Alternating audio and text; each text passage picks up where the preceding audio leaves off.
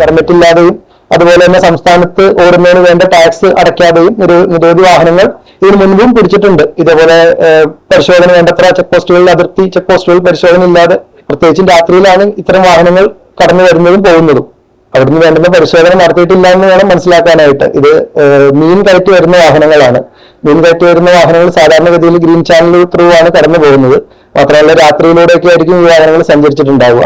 അങ്ങനെ എന്തായാലും പരിശോധനയിൽ നിന്ന് രക്ഷപ്പെട്ടാണ് കേരള സംസ്ഥാനത്തിന്റെ അകത്ത് ഈ വാഹനങ്ങൾ എത്തിയിട്ടുള്ളത്. വള്ളുവനാട് ന്യൂസ് നിങ്ങൾക്കായി അവതരിപ്പിക്കുന്നത് jam zoom hypermarket, exceeding expectations. Atlas Fashion, KSRTC bus സ്റ്റാൻഡിന് സമീപം, Palakkad road, Perinthalmanna. Beauty mark gold and diamonds, specially for U. Check പോസ്റ്റുകൾ മറികടന്ന പെർമിറ്റ് ഇല്ലാത്ത 2 വാഹനങ്ങൾ കേരളത്തിലേക്ക്. ചെക്ക് പോസ്റ്റുകൾ മറികടന്നു വന്ന വാഹനങ്ങൾ പെരിന്തൽമണ്ണയിൽ മോട്ടോർ വാഹന വകുപ്പിന്റെ കസ്റ്റഡിയിൽ. പിടിച്ചെടുത്ത വാഹനത്തിന് ഇൻഷുറൻസും ഫിറ്റ്നസും പൊല്യൂഷനുമില്ല, നാഷണൽ പെർമിറ്റ് പുതുക്കിയിട്ടുമില്ല. എന്നിട്ടും ഇതെങ്ങനെ ചെക്ക് പോസ്റ്റുകൾ മറികടന്ന് കേരളത്തിലെത്തി? വാഹനങ്ങൾ അതിർത്തി കടന്ന് പെരിന്തൽമണ്ണ വരെ എത്തിയത് സംസ്ഥാനത്തെ അതിർത്തി പരിശോധനകളുടെ വലിയൊരു പരാജയമാണ്. ഇതിന് മറുപടി ആര് പറയും? ഇൻഷുറൻസോ ഫിറ്റ്നസോ ഉൾപ്പെടെ യാതൊരുവിധ യാത്രാരേഖകളുമില്ലാതെ അതിർത്തി ചെക്ക് പോസ്റ്റുകൾ വെട്ടിച്ച് കേരളത്തിലേക്ക് കടന്ന 2 ആന്ധ്ര രജിസ്ട്രേഷനിലുള്ള ഫ്രീസർ മീൻവണ്ടികളാണ് പെരിന്തൽമണ്ണയിൽ വെച്ച മോട്ടോർ വാഹന വകുപ്പ് എൻഫോഴ്സ്മെന്റ് വിഭാഗം കസ്റ്റഡിയിലെടുത്തത്. ഇന്ന് രാവിലെ ഏകദേശം 10 മണിയോടുകൂടി നമ്മൾ ഡ്രൈവിംഗ് ടെസ്റ്റിന്റെ ടൂളിന്റെ റോഡ് ടെസ്റ്റ് നടക്കുന്ന സമയത്ത് 2 വാഹനങ്ങൾ വരുന്ന സമയത്ത് അത് അസ്വാഭാവികത തോന്നി വാഹനങ്ങൾ നിർത്തി പരിശോധിക്കുകയുണ്ടായി.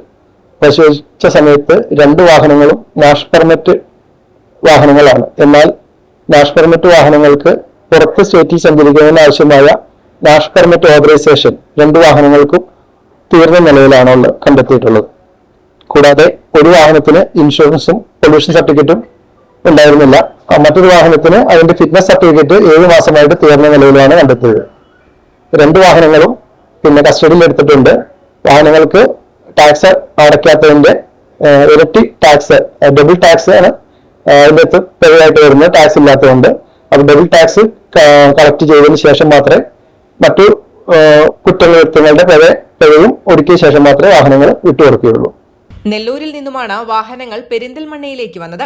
ദേശീയ പെർമിറ്റ് പുതുക്കാത്ത, ഇൻഷുറൻസ്, ഫിറ്റ്നസ്, പുകപരിശോധനാ സർട്ടിഫിക്കറ്റ് എന്നിവയൊന്നുമില്ലാത്ത വാഹനങ്ങളാണ് ഉദ്യോഗസ്ഥർ പിടികൂടിയത്.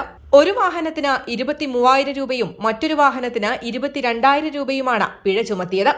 സംസ്ഥാന അതിർത്തിയിലെ RTO ചെക്ക് പോസ്റ്റുകളിലെ കടുത്ത അനാസ്ഥയും സുരക്ഷാ വീഴ്ചയുമാണ് ഈ സംഭവം തുറന്നുകാട്ടുന്നത്.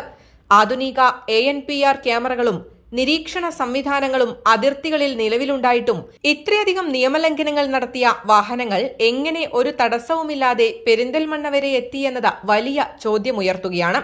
News desk, Valluvanad news. നമ്മുടെ ബന്ധങ്ങൾക്ക് നൽകാം സുതാര്യതയുടെ പൊൻതിളക്കം.